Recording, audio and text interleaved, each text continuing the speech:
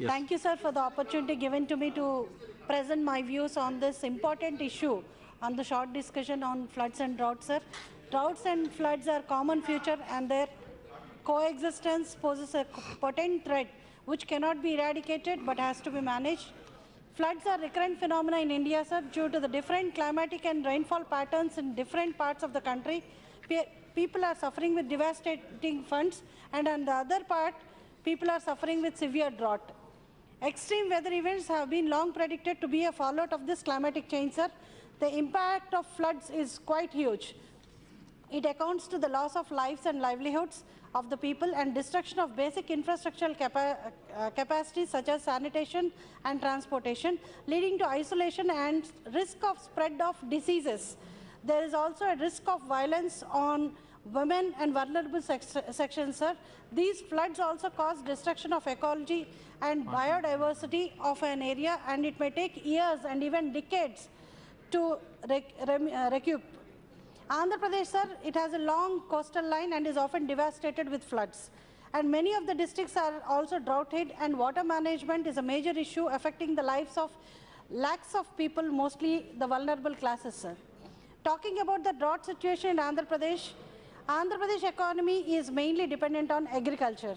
Out of 76.2 lakh farmers, almost 86.29% are small and marginal farmers, sir. Uttarandhra and Rayalaseema areas are drought hit.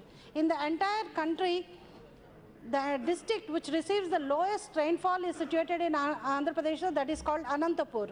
This year they have categorized 121 mandals across the state as drought mandals. 3.9 lakh acres is declared as famine struck.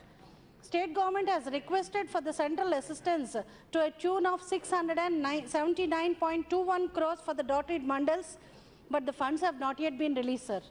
I would also like to know from the Honourable Minister, sir, the status of this request and whether the Union Government will release this money within the stipulated time frame to support the affected mandals.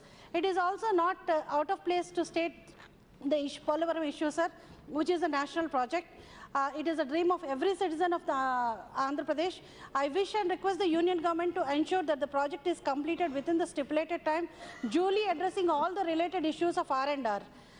Sir, today this drought situation has led to an acute crisis with farmer suicide and loan build-ups.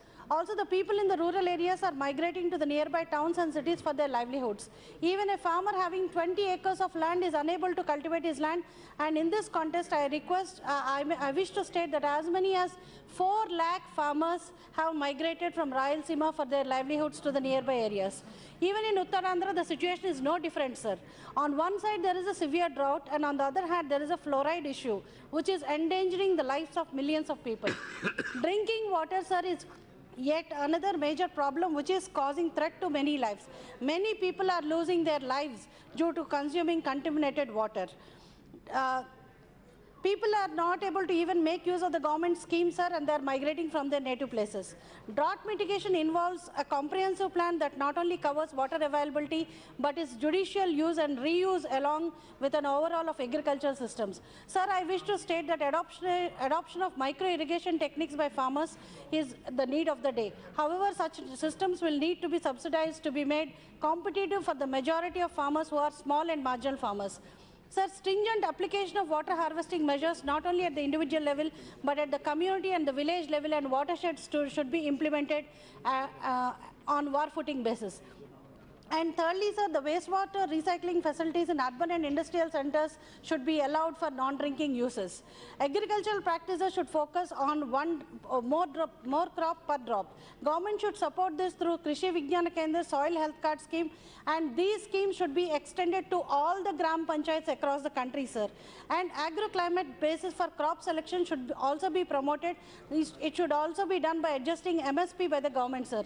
Sir, I would like to conclude by saying today the country faces twin challenges of floods and droughts that recur every year. Even when the country is poised to turn into a major power in the world, it has yet to shed its most basic problems, sir. Even if we are not able to provide drinking water for the citizens of this country, we are not entitled to talk about the big things because we are not able to address the minor issues by the people. This not only requires a policy-based top-down approach, but a local government-based push, sir. There is an urgent need to intensify efforts to support economic and social development of drought-prone areas, and we need a multi-tied strategy combining economy-wide and sectoral policies with well-targeted efforts at the micro level. Drought is a complex and a challenging natural phenomenon. Hence, I request the Union Government through you, sir, to support these drought-prone areas in the country, support the state of Andhra Pradesh, and thereby render justice to the citizens living in this country. Thank you, sir. Thank you. Very well in time.